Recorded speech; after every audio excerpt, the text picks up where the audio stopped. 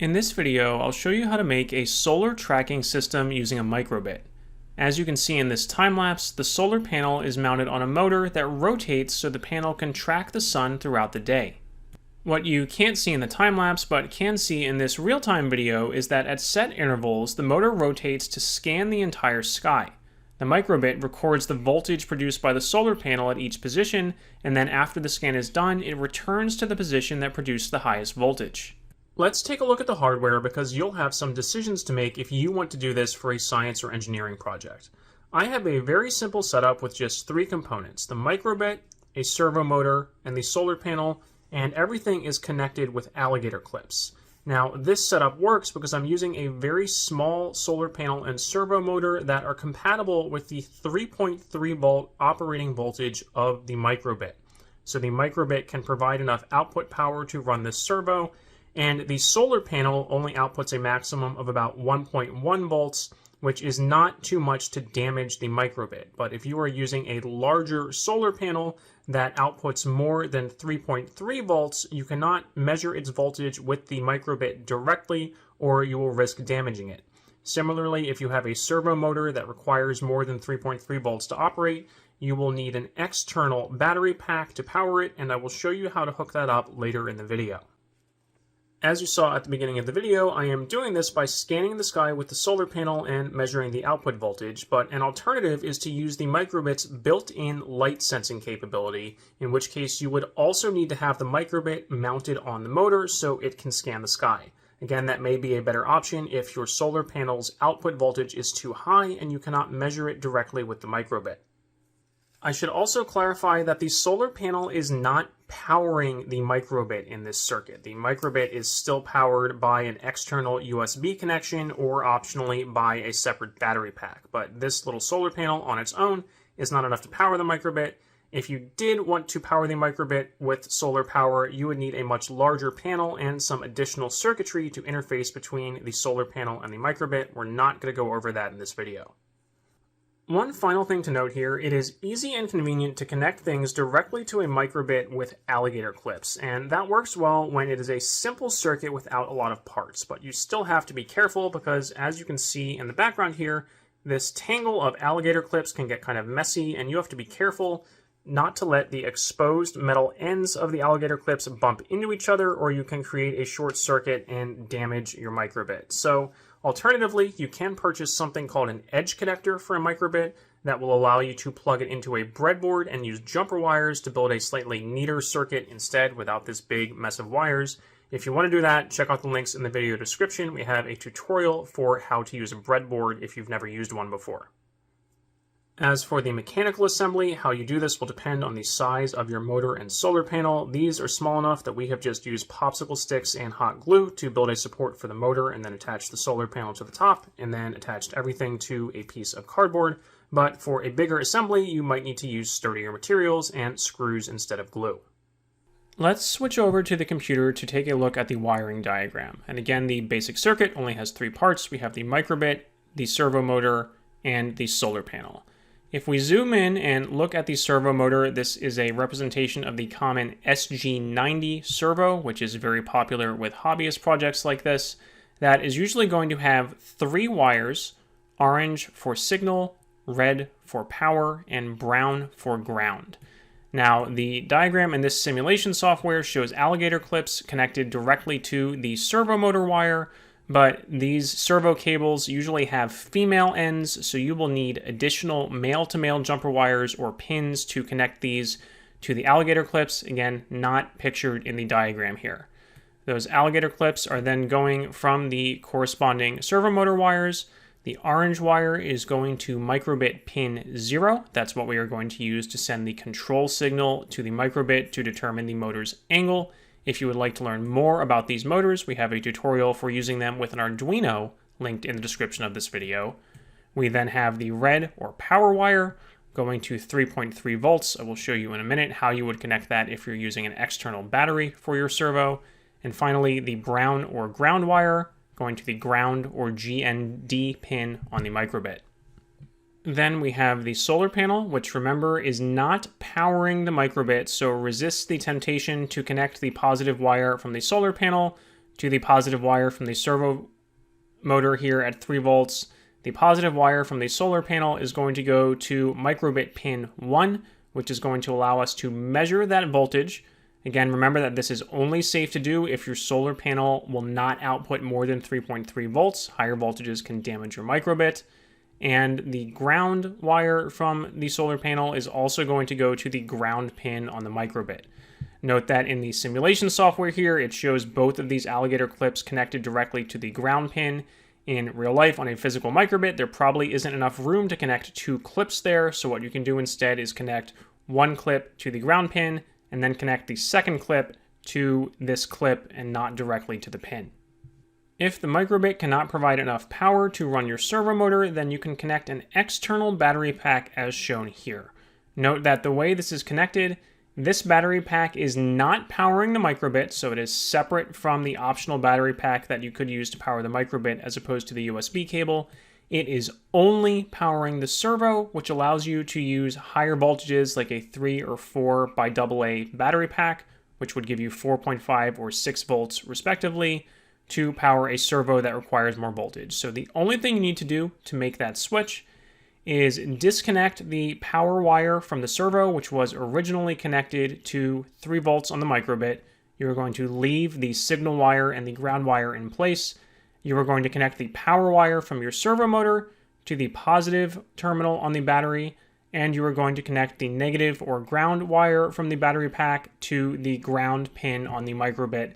And again, this software is showing all 3 clips attached directly to the ground pin. There is not enough space to physically do that, so you can instead attach the clips to each other and then just attach one of the clips to the ground pin. Now let's take a look at the program. We will be doing this in a block-based editor called Microsoft MakeCode, but note that you can also program a microbit in JavaScript or Python. If you just want to see what the finished program looks like so you can go ahead and build it yourself, you can skip ahead in the video. But if you are new to MakeCode, I will be building this block by block so you can see where to access each block in the menu. The first thing we want to do is create a variable called angle. We will use this variable to set the angle of our servo motor, which has a range of 180 degrees. So I'm going to go here to variables, click make a variable, and you can call it whatever you want, but I'm going to call it angle, hit OK, and that will now appear here in the variables menu. I am going to drag out the set angle to 0 block and snap that inside the on start block, meaning this code is only going to happen once at the beginning of the program, as opposed to code in the forever block that is going to loop forever. Next, I want to create a list of angles. Remember that we need our servo motor to sweep through a bunch of different positions and measure the intensity of the light or voltage at each one. And in programming, we call a list of numbers like that an array. So I can go down here to arrays, and I could create this list of angles manually. So I could drag out this set list block, and I could give it a new name. I say I want to call it angles.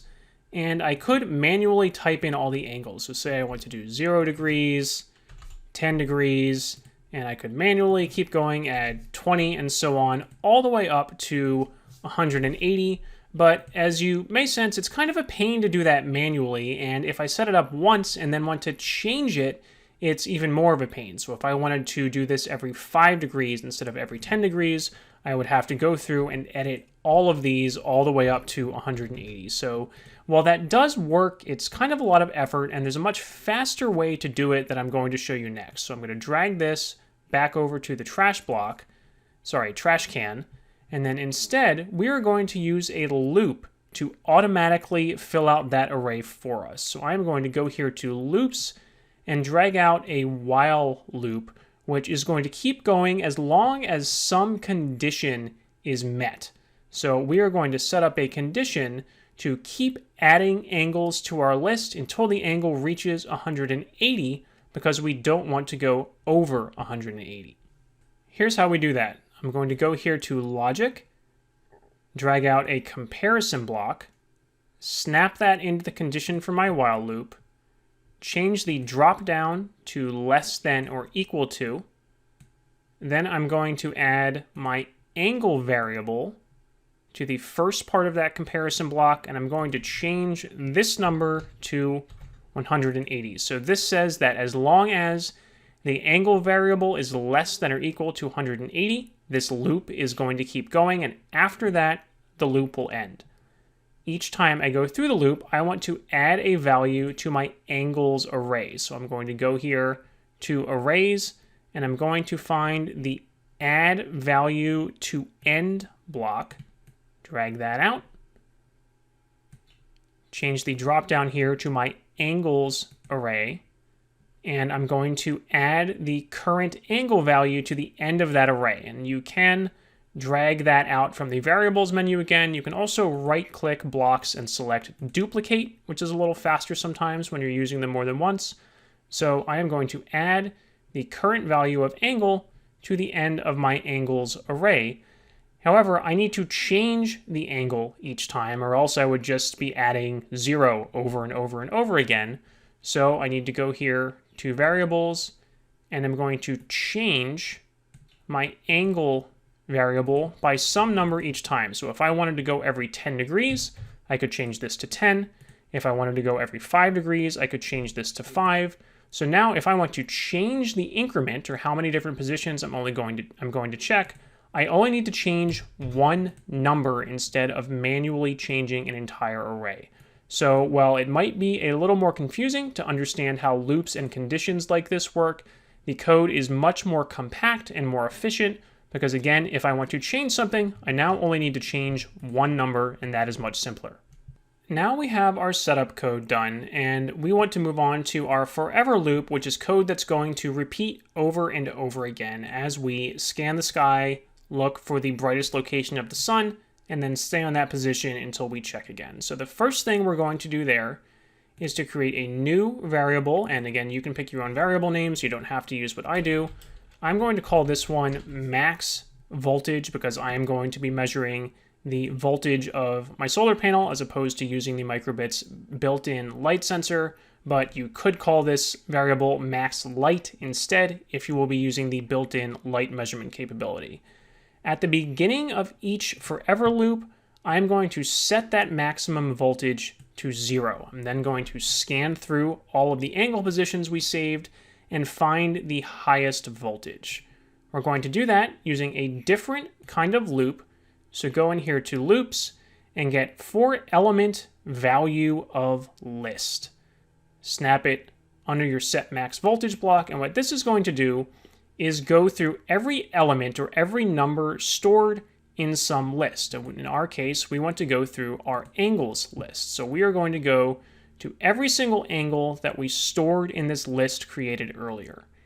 At each one of those angles, we want to move our servo motor to that angle. We are going to do that using a command down here under pins. We have one for servo right pin 0 to some angle. So I'm going to drag that out here. I have my servo connected to pin 0, but you can change this drop-down menu if you have it connected to a different pin. And we don't want to set it to a fixed angle. We want to set it to the variable or value that we are getting from this list. So I'm going to drag down the value block here. So this is going to loop through and just set the servo to the value. And you can see in my simulator here, that is happening really, really fast, which is just kind of making the servo jitter back and forth. So we can fix that by adding a short delay to give the servo enough time to physically get to its new position. Go up here to basic, drag out a pause block. Note that this uses units of time of milliseconds. So 100 milliseconds is 100 thousandths of a second, or 1/10 of a second. Now, if we run the simulation, we will see the servo sweeping through its different positions and then going back to its original position and starting over. At each one of these positions, I want to do one of two things depending on how I have the project set up. I either want to measure the voltage of my solar panel, which as I showed earlier in the video, I had it connected to pin 1, or I want to measure the light level detected by the microbit. So for measuring the voltage, I have created a variable called voltage, and I am going to set that variable to the analog read value of the pin I have it connected to. So I'm going to go down here and get analog read, change the drop down to the pin I have the servo motor connected, sorry, not the servo motor, the solar panel connected to, which is pin 1. If you were measuring light levels instead of voltage, then you would go up here to input and use light level instead of analog read, and of course you might want to call your variable light instead of voltage. Remember that we want to find the position that corresponds to the highest voltage so we can point toward the sun. So to do that, we're going to check if the voltage we just measured is higher than our maximum voltage. So that should always be true for the first measurement since we are initially setting this maximum voltage to 0, but then in subsequent measurements, we only want to record a new max voltage if it is bigger than our previous maximum voltage. So we are going to do that with an if statement by going here to logic, dragging out an if statement, putting that under our set block. Then we are going to go to logic again, get another comparison block, snap that into the condition for our if statement, going to change this to a greater than sign. Now go up here to variables. So if the voltage we just measured is greater than our maximum voltage so far, then we are going to assign that variable to our maximum voltage. So I am going to set maximum voltage to the voltage we just measured.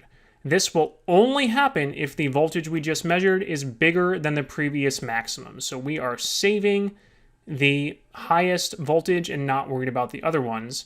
But we also need to record the angle at which this happened so we can go back to that ideal angle once we are done sweeping through all of the angles.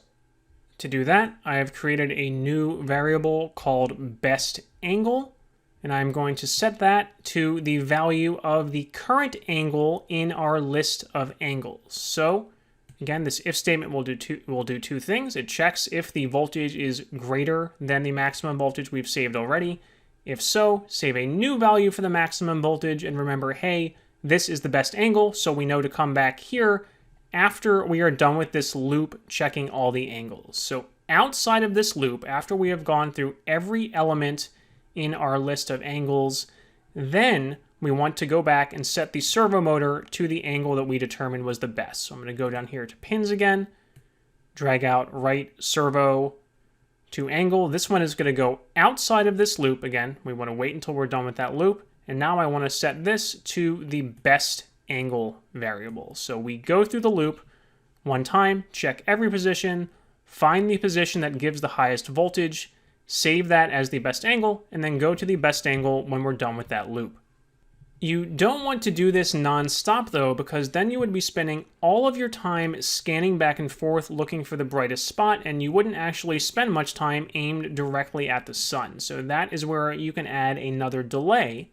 Go up here to basic, add a pause, and here you will probably want to add a much longer delay. The sun doesn't move through the sky that quickly, and the units here are in milliseconds. So for example, if you type in 1,000, that is 1 second, 10,000 is 10 seconds, and so on. You may only want to do this every few minutes, so you can type in a much larger number here to have your panel mostly aimed at the sun and then check every few minutes or so to see how much the sun has moved and readjust. But with a solar panel, you want to spend most of your time just aimed at the sun without the motor moving and consuming power, and not be scanning back and forth every few seconds to find the sun, because that's actually going to be a waste of electricity. If you plan to leave a laptop connected to your microbit while it's outside and would like to record data, although of course you shouldn't do that if there's a chance of rain, you can do that using the serial write blocks. For example, dragging out the serial write value block here, I could change this to best angle and slot in my best angle variable, then duplicate this block and do the same thing for the max voltage.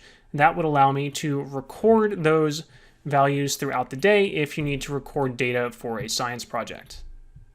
There are many other ways you could modify this project to customize your solar tracker system. For example, you could add a second servo motor for dual axis tracking.